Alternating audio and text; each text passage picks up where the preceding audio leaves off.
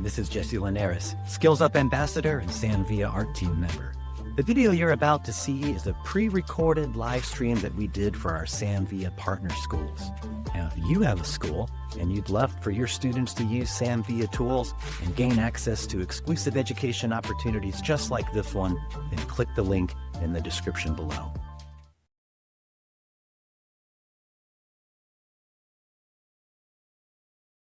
Yeah, the lady that I'm bringing up next, I've worked with for a very long time, back in the wrenching days all the way up to now. She's an amazing educator, which I know you're going to appreciate, but more than that, she is a working hairdresser and one of the most practical hairdressers I've ever worked with. So the information you're going to get today is going to be very usable immediately, even though some of it may feel advanced at times. So and without any further ado, let's bring her to the stage, Miss Ellen Devine. That's everyone. Hey, Jesse. Good morning. Good afternoon. I'm excited to be here. Thanks for being with us. And, I was like, what can we say about Ellen at the beginning? And I'm like, man, she's just my bro from a long time ago. Many times in the Missouri area. All right. Well, I'm going to get off the stage and let you have it. Thanks for being with us. Have a great show.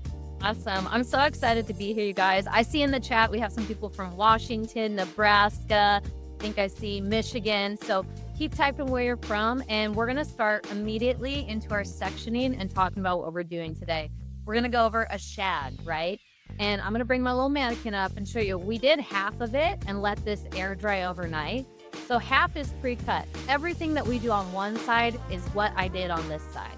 Really gonna focus on the sectioning and how to use our tools correctly. And something, if you're watching Sam's little opening video, he said, simplicity is today's brilliance. And that's really how I hone myself behind the chair.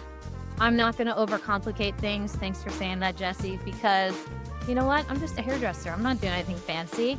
I like to do what works for the client and what's best for them. So no need to overcomplicate anything. Let's just break it down really easily. So in the chat, if you guys have cut a shag before or you've been interested, feel free to type in what's something you struggle with when you're looking at a shag haircut and how to approach that or attack that, right? We are going to use a little bit of a razor as well as show you some shear options as well. So we'll jump into both tools.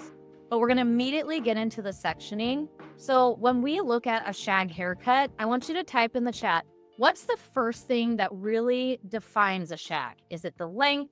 Is it the fringe? Is it the side? Type in the chat what you think it is, and that's really going to gear and set us up for how we're going to start our haircut in general.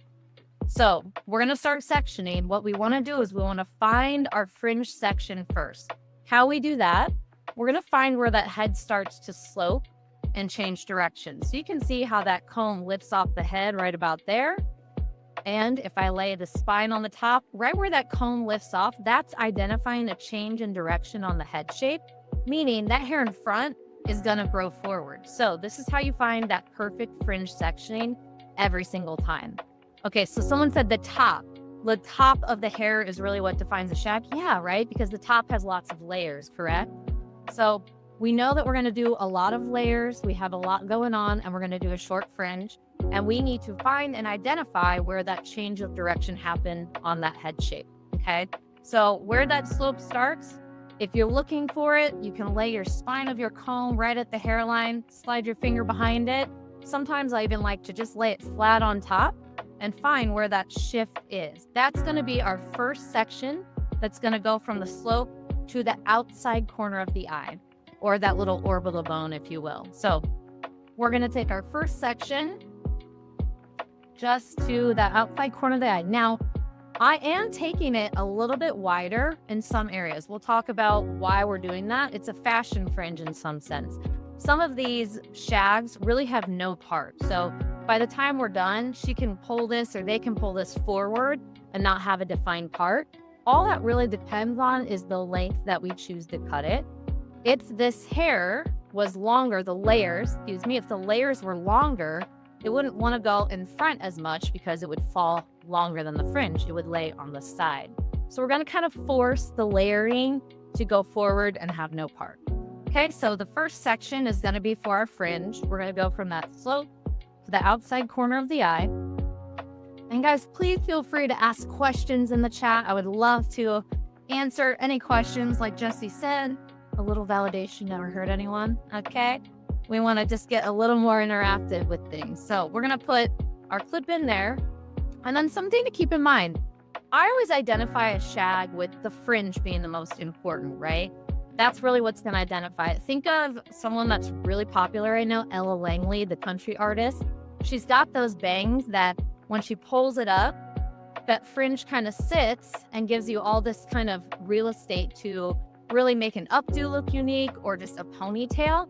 So we want to make sure that we include a little bit of the side area into the fringe. So it's a little disconnected, but we want to make sure we leave that section out. So here's what we're going to do. We're going to start by finding the high point of the head. Okay, very simple. High point of the head, same thing. You can lay your comb right on top. Exactly where it balances is where that head starts to balance out, and that's the highest point. So we're going to draw a vertical line from about the highest point. Here's where we're going to switch things up a bit.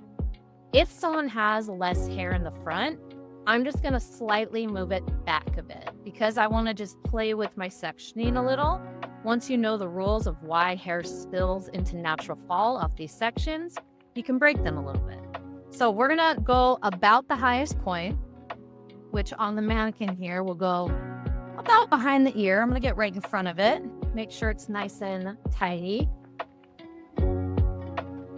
And just section out a vertical section. Going to go slightly behind the ear. Not so much, Ellen. Just a little more.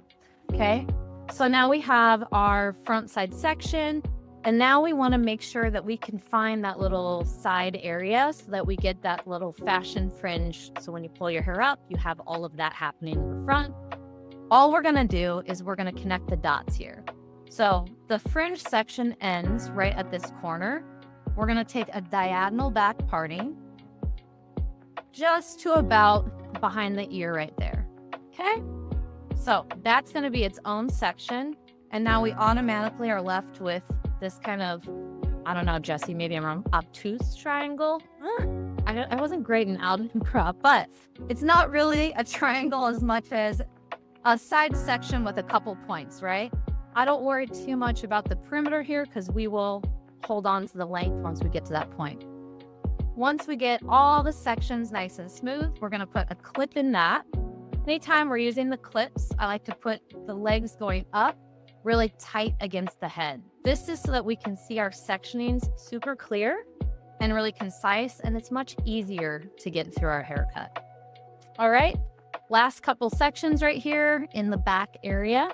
So we already have it cut. You can see we have some short layers in there. We're just gonna push the pre-done hair to the side a bit.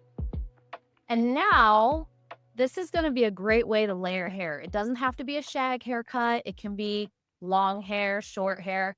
We want to find where the head starts to change directions horizontally now. Okay, so in the chat, would you guys agree when I lay my comb right here, there's a flat spot? Say yes in the chat if you see that that's a flat spot on the head. And then on the side right here, there's another flat spot. Let me show you. So you can see the comb lays flat right there. So between those two sections, that shows that there's a change of direction happening. Awesome. I see yes, yes, love it. So here's how you find that on anyone's head shape. I could lay my hand flat. You could use your comb. We're going to go flat to the back. My two fingers can roll in. Right where my two fingers touch and roll in, that's that change of direction happening on the head shape.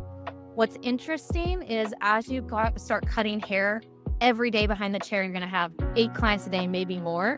Everyone's head shape is so different. It's going to be crazy how you see it. So the sections that we see here are going to be different on every human that you come in contact with. And I have no shame in measuring someone's head shape. A lot of times it draws a little attention at first. All good. We're measuring because we're going to tailor it to their head. So that's the way to do it. Okay, we have a question. Would you want the hair to be wet during this cut or could you do it dry? You could do it dry, especially if you're using a shear. I'm going to use a razor starting, and I personally prefer to use our razor on wet hair. You could do a dry haircut with a razor if you want. However, I always like a little slip to it, right? So it's a great question. If you're gonna go in with a shear, absolutely, you could cut this dry if you prefer that. A tip on that is if you're gonna cut it dry, I would definitely wash my client's hair and maybe give them like a natural blowout rather than flat ironing it nice and tight. So if they're gonna wear their natural wave, make sure you still have some body to it, or let them wear their natural wave in it while you do it. But I'm a big, I would say, foundational cutter. I like to start my haircuts wet, and then I do detail work dry as I see it fit. Especially if someone's got really thick hair. Sometimes very thick hair, doing a dry cut can be a little intimidating at first to get through the hair, just because it's a lot to work with. So great question. Thank you for that. We're gonna move on with our razor. So just to show you guys how we change the blade, I'm using the straight blade. It does have a guard, right? So when you're using our razors, obviously pop it in. We're gonna get a new blade. Something about razor work. First off, in the chat, if you like using a razor or if you're a little intimidated by it, type out what's a little intimidating about a razor. Like, how do you feel about it? It's a very emotional tool. You hear a lot of people say, like, I never use them. You hear clients say, I don't want a razor on my hair. You know, think about why that is. A big portion that I believe is we're using a lot of dull blades. So we want to change our blade sometimes multiple times in a haircut. It needs to slip through that hair really nice. If you need to wet the hair down, wet it down. If you need to put a little oil in it, do that. Okay. Someone loves razor cutting. So do I. I really love using a razor. It just, especially in shags, it just gives that kind of airiness that you need in a shag. And if you're not using a razor, we'll show you with a scissor how to kind of give that same look by interior cutting. So we're gonna start our haircut right in the front with the fringe. When I'm doing a shag, especially when someone's going from no fringe to a fringe, I personally like to start right in the front and just knock that out of the way. Let them sit with it, and then almost every time I do give myself a little bit of give room with a fringe. My client today said I can do whatever I want, so we're just gonna go for it. But I do have some clients that tend to be a little shy getting a fringe at first. So I'll stay a little longer and give it time to kind of rest and relax. And then as the rest of the haircut goes on, if they decide that they want more cut off, it's already there, it's dried a bit, it's been natural, they can decide. Okay, so I'm gonna stand on the side so you can see the elevation that's gonna happen. And on the lower, right to kind of like my heart area for my body position, which is really important, especially when you work behind the chair. As you get older, these things matter, okay? So we're all about having correct body position as well. What we're gonna do in our little triangle, just update you, we're gonna work in thirds. So we have our section, here's our little triangle.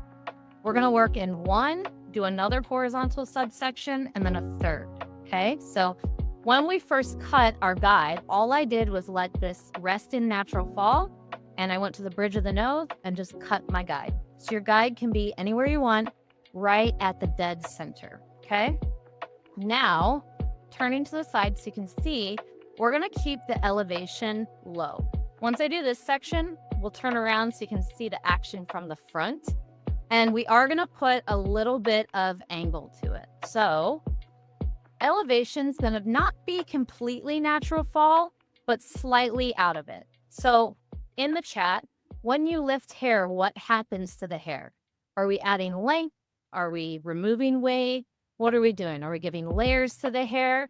So if we're elevating the hair just slightly out of natural fall, and then we're gonna come in with our razor, and I'm gonna hold it right at our little grit. What I like about this is that it spins. So we're gonna spin just a bit, and we're going parallel to the hair, and I'm just doing a short stroke, angling slightly down, and then I'll check for balance when I'm done. Okay, so there's that first cut. We're cutting that first short layer. Yeah, so we're gonna remove some weight anytime we lift the hair, correct? So we know we're getting a little bit of layering effect as we do that. Now, why are we doing it in thirds? This is gonna give that shortest piece, right? So this is gonna be that light airiness of the initial fringe. Now here's where we're gonna take some more weight out. We have now cut some length, still having it elevated lightly up. Now we're gonna hold the razor like a pen or a pencil, okay? And we're gonna go inside the hair and just etch a little bit of weight out. And I'll show you on each section how that works. But it's a very, very gentle touch. And the motion is coming from my elbow, meaning this is a short stroke, which is how I took the length off. Now I'm gonna use my elbow to just give a little bit of weight removal, if you will, and take that out of the center. So very gentle touch, almost like a balayage is how we like to explain it. So we're just taking a little tiny bit of hair out in between so that you can get that sort of petal effect happening right there. Okay, so now into the next section, walk on this side. Now we're gonna just drop down another horizontal section. And then here's where it changes just a bit. Instead of following our exact guideline, which would be right there, we're gonna go slightly beyond it. So every section that falls over this fringe is gonna get a little bit longer. Okay, so every section is gonna get just a touch longer because it's gonna push to the side. So I'm gonna stand, my body position is gonna be a bit off so that y'all can see. However, if I were in the salon, I would be right in front of my guest, okay? So no over direction happening. Let me center here.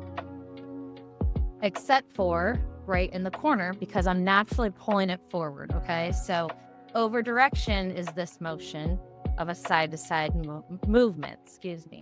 But in the center, there's no over direction happening. So in the chat, if you see that subtle movement of over direction, type I see it.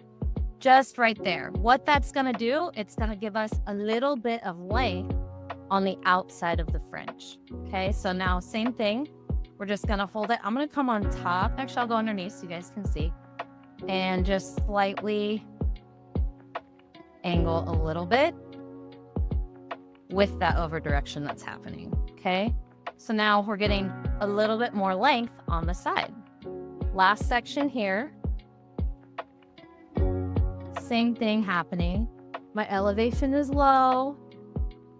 We're gonna slide past our guide just a bit and do a short stroke. Okay, so the shorter the stroke, the more blunt it would look. And then the more long of a stroke, the more textured it's gonna be. Okay, so now we're gonna go to this section again and just take a little bit of weight out. Now remember, we switch our razor to hold it like a pencil. And we're just gonna take some interior weight out very gently. Super gentle. We just want to create a little bit of negative space. Okay, so we're just taking a little bit out, just like so. And now we can let these start doing its thing. We're pretty good on length there. And that is a quick fringe. Now we're gonna add to the side and give that little side piece, okay? So let's drop our next section, which is gonna be our perimeter or that little angle in the front. I'm gonna move this out of the way. And we're gonna work right here. My body position is gonna change. We're gonna over direct this to the front of the face. So body's gonna stand right in front. Okay, and now we're gonna start elevating this straight out, right directly in front of me. So my guide is gonna come from the outside of the fringe. Okay, so the guide's coming from the outside of the fringe. We're just gonna take a couple little vertical partings just so that we do a little at a time. All right, so still using the razor, combing all the grains of the hair nice and smooth. And then my body position is gonna be right at the nose. And here's my guide. So we're gonna insert the razor. I'm still holding it like a pencil or a pen. And now, notice the stroke is getting a little bit longer and bigger. And that movement is coming from my elbow. I can tell I went a little long on that right there. My last stroke was like, so I already know myself. I went a little too far out. I'm gonna get this angle a bit shorter, which not detrimental. The thing with a razor, it really is kind of like sculpting. There's a method to the madness, but it is a visual sort of tool. Wherever I see weight, I'm gonna remove it. If there's a little extra length that you will have when you're using a razor, you'll get a little bit of extra length in parts, and you might, I know I used to get this way. I'm a little hard on myself sometimes. Is anyone else a little tough on themselves? I get hard on myself. I'm like, oh my gosh, this side's longer. Not a big deal. All you do is go back to the side, revisit it, and really start identifying, okay, what made it too big or too long? What can I do? Do I need to take more weight out? So what that did is it gave some layers as well as length because I pulled forward, but we still want to take some weight out of it. So same thing, we're going to internal cut. I'm just going to pull forward so you can see here, taking the tip of my blade and just gently peeling away a little bit of negative space. That hair that you're releasing is going to allow the hair to move, right? Especially if they have a little curl to their hair. It's really nice. I prefer creating more blocks of negative space rather than using like a blending shear. Blending shear is going to cut a lot of small little pieces, but when I'm working on textured hair, I prefer to take away quite a bit of negative space in it. Cool? All right, questions so far in the chat. How are we doing? If you're doing good, say I'm doing good. Talk a little bit to me. Tell me how you're feeling. Okay, so we've got that fringe right here. Oh, why do I hold the razor that way? I believe you're talking about like a pencil.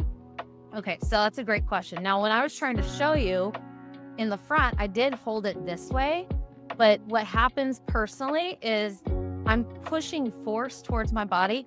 I'm not as gentle or soft-handed when I'm holding the razor this way, okay?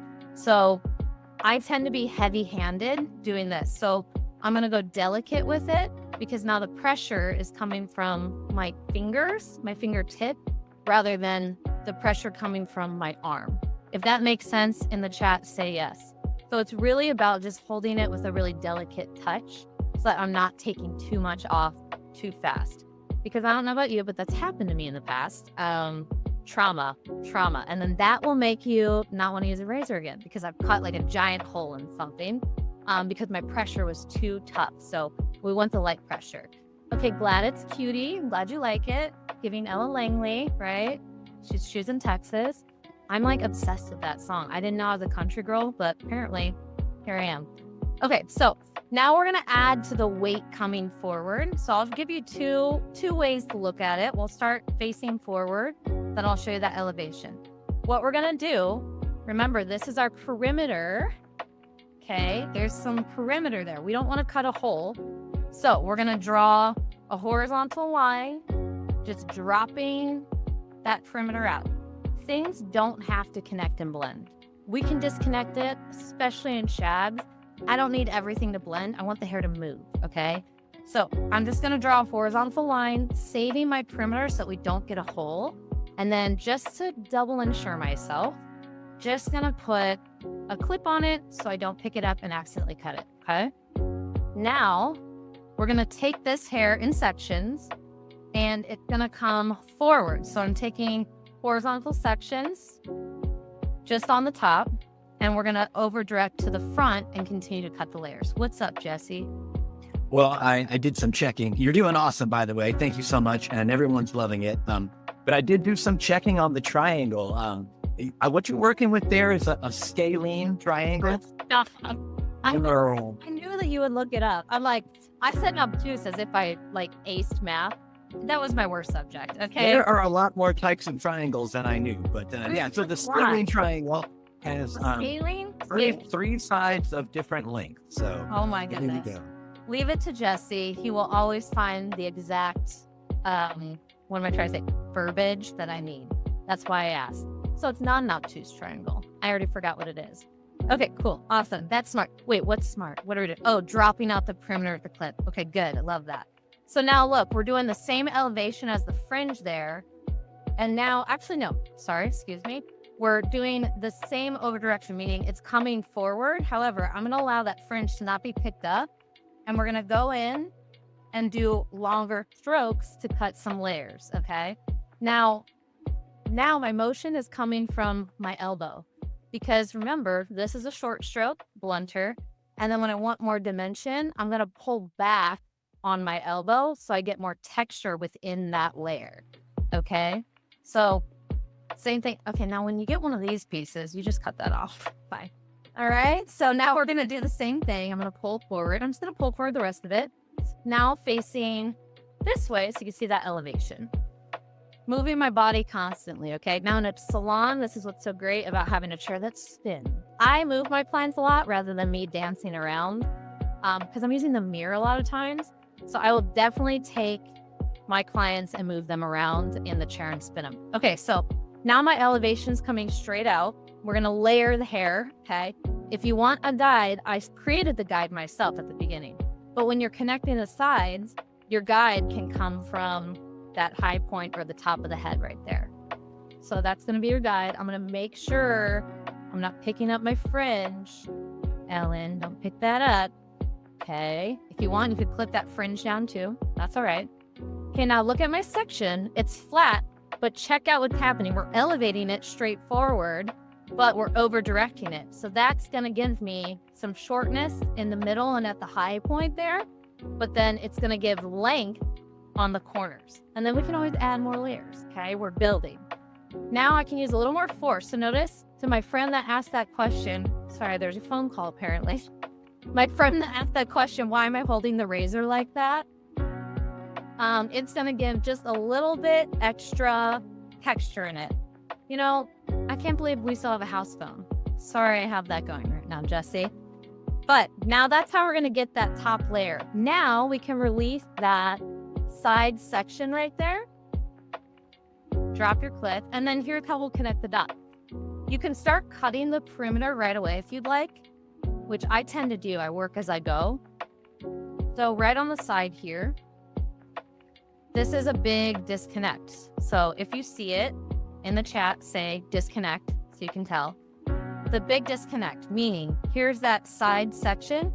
You could leave this if you want it to look a little bit more mullety, if you will, or if you want it to be a little bit more edgy.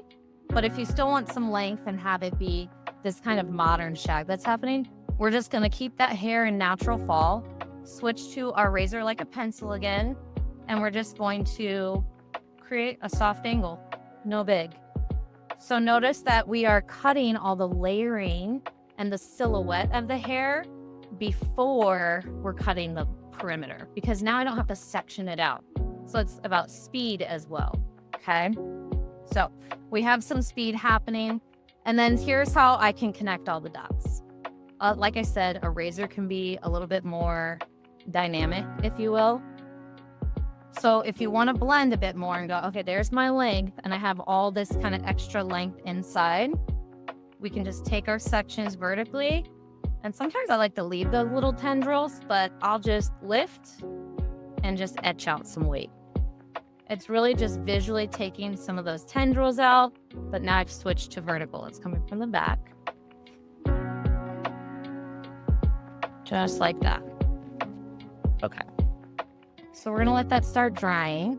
What I'm gonna do, we're gonna spritz this so that we break the line happening at the top.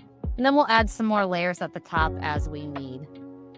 So I think what's cool about shags, and you guys can give your opinion in the chat, is we've seen a lot of different versions of this over the years.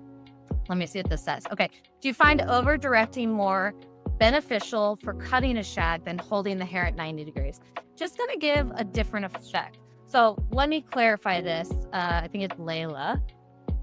90 degrees, meaning, are you talking about here, straight out? Because over direction is going to give me length in the opposite direction. So I'm over directing forward so that we get shortness up here, but maintain a little length in the back.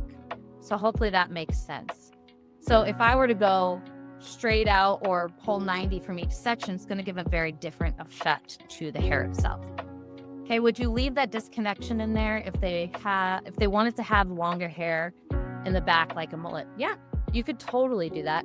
You could see some of these shags nowadays, honestly, don't even angle that much. They're very long, and they just leave the side piece so that they can tuck it. And it's almost like a fake mullet, if you will. So it gives that mullet effect. So they have the option to tuck and expose that short piece, but not have to commit to the whole front being short. So I think that's what's cool about having that little side section there. You don't have to connect any of it. It's truly up to you. Okay. Great questions, guys. All right. So I've released the clip from the back section. So remember, we had our 2 little sections in the back where we found the round of the head. And we're going to keep it nice and simple. We want to drop the perimeter again. Anytime we want to save length and not cut a hole, we're just going to we're going to drop a section down. So I always go at an angle and I can put a clip on it. We can clip it down so that we don't pick that up. And now we're going to start layering the top half, okay? Checking for balance, pretty good there.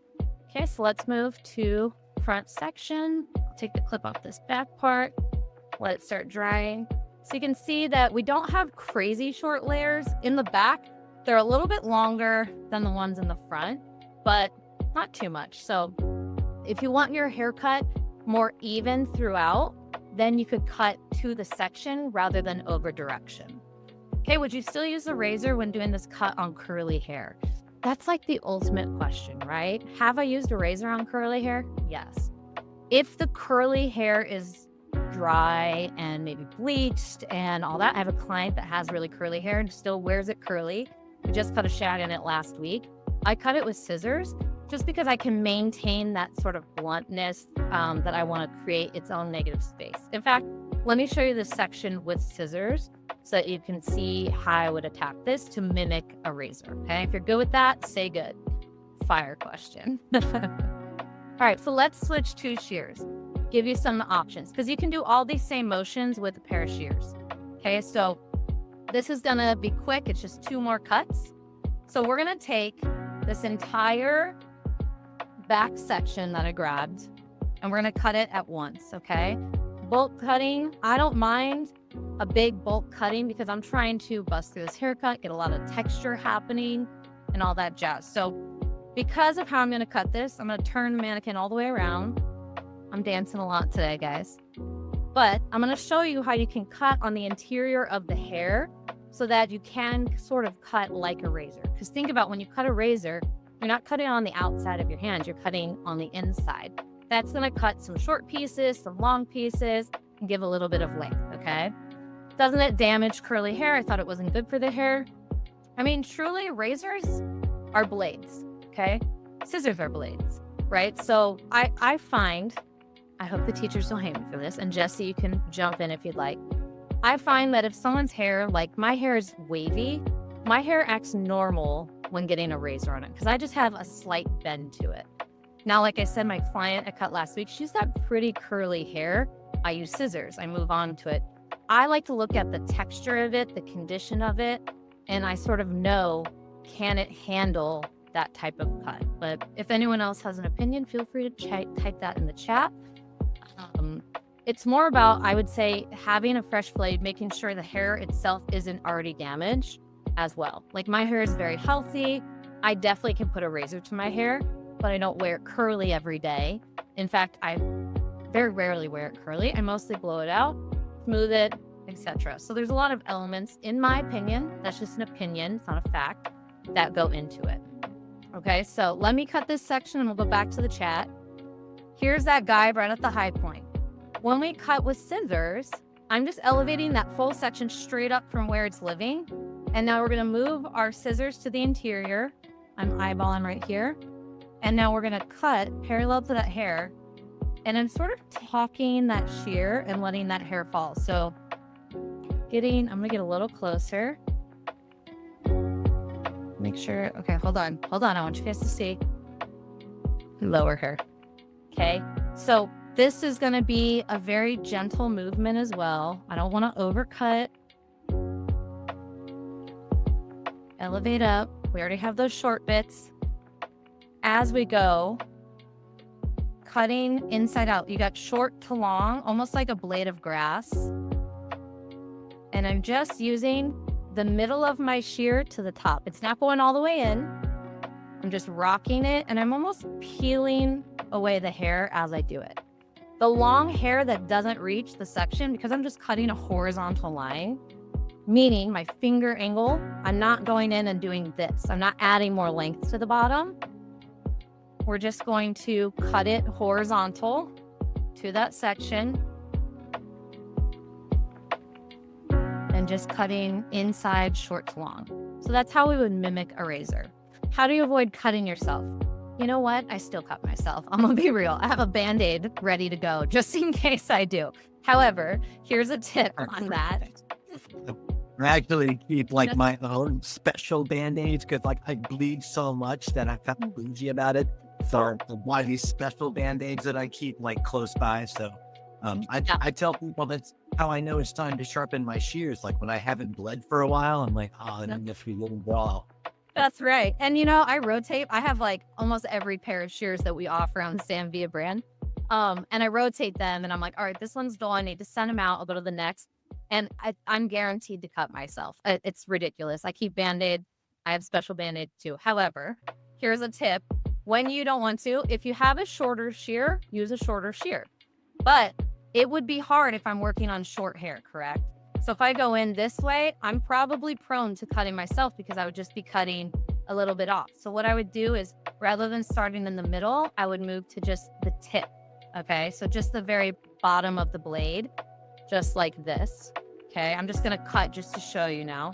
So I would just, oh my God, I had 3 espressos. I'm like shaking. So I would just go through and just work with the very tip of the blade going up, and I'm not moving up. It's a very it's a scooping motion, if you will. So you're just kind of scooping out. Don't overdo it. It's really in the wrist. So it's more of a rocking, scooping motion. Can you do the same thing with normal point cutting? You could do whatever you want. Okay, there's no rules in this. That's what's awesome about shags is it's all about texture. So you absolutely could do this.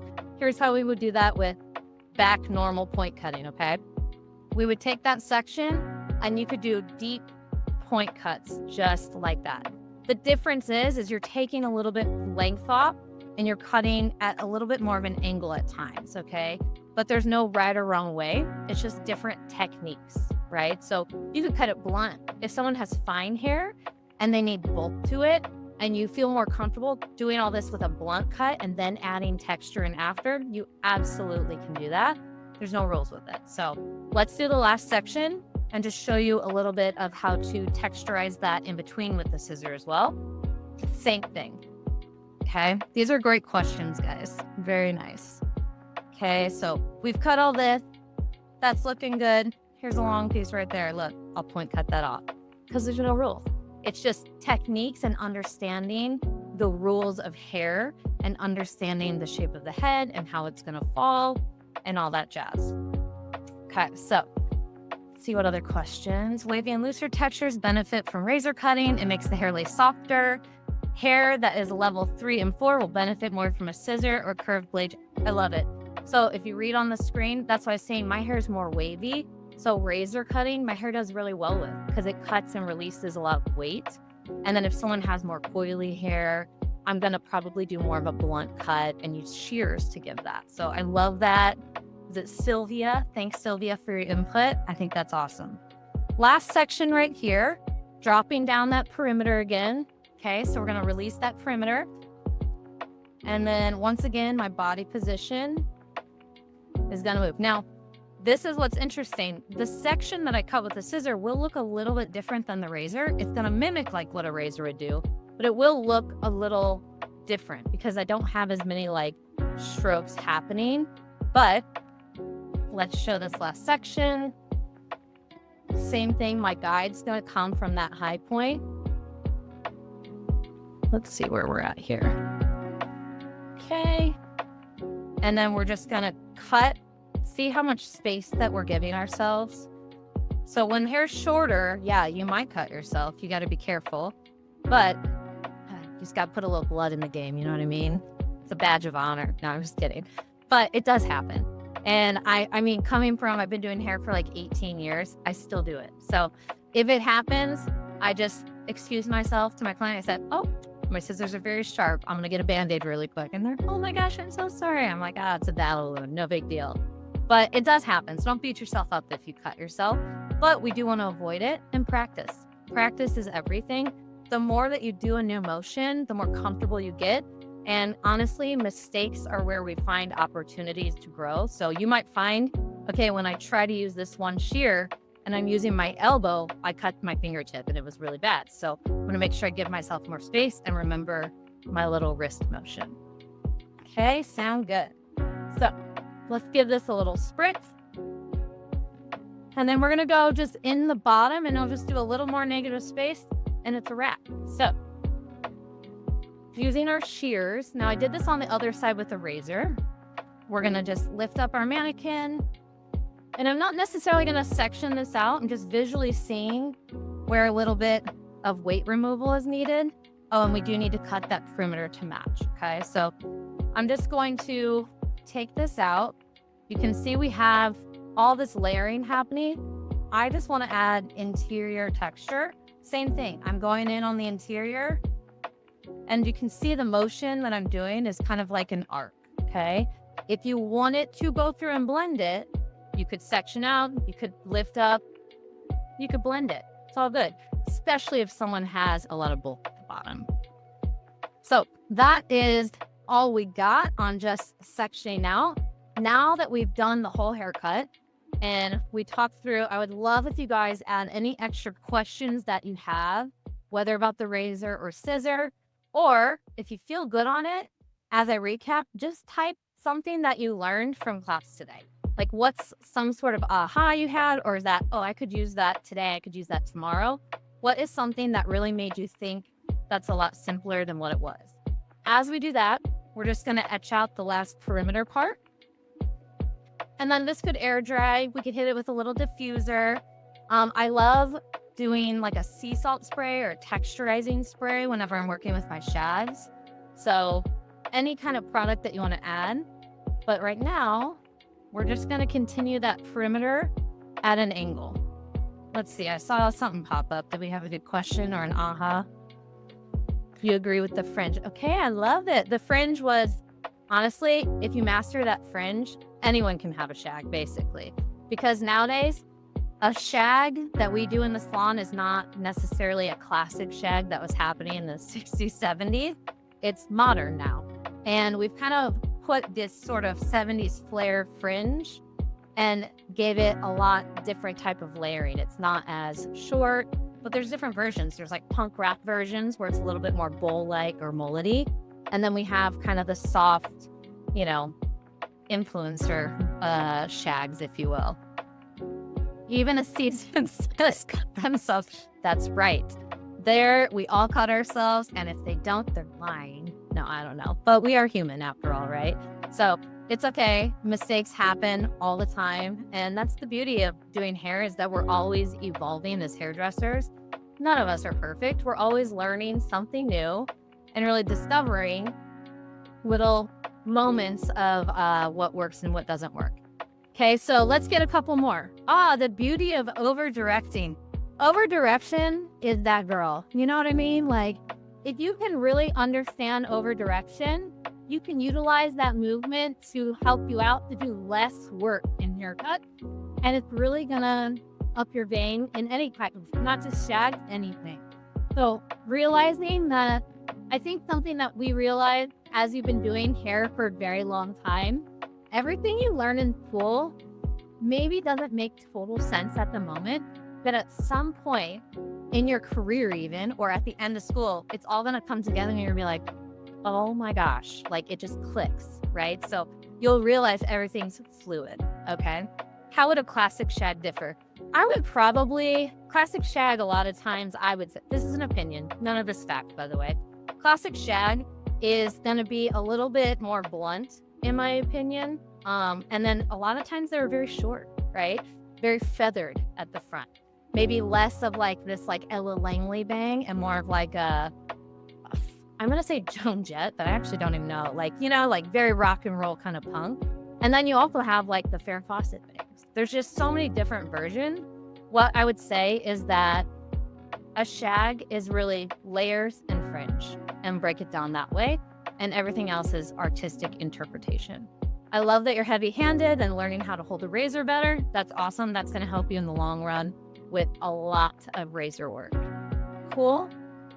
All right. So remember, the recap is starting in that fringe and just really learning to section the hair and work in bite-sized pieces.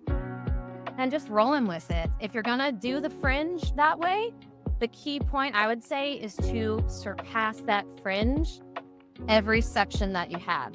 So you're gonna slide past your guide every time. That's gonna give you those little flicks on the side so that it can sit nice and flat.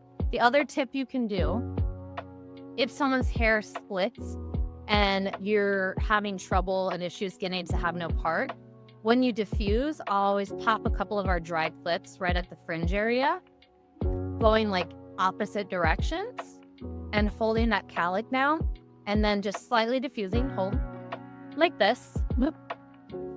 Guys, I dropped it. See? 18 years in and I still can't get my life together. That's all right. Just like this. So you're just gonna hover and allow that calic area to just settle in the front and get a little bit of weight to it.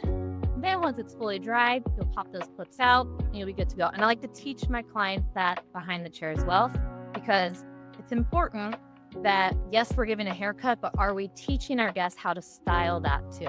And if they have trouble with anything, I'll hand them the tools to do it themselves as well, so I can guide them to get the best outcome possible. Cool. So that's it. That's all we got. I hope you guys learned something great today. I had fun. I love that you guys all chatted with me and kept me less lonely out here. Yeah, thank you so much for being with us today, Ellen. Nailed it. I mean, I watched today's performance and I'm like, this is an example of how this should look every time we do this. So Sweet. Thank you for being you. And thank you to everyone that was in attendance today, and all of the great comments. That really helps drive the program along and keep it juicy for you guys.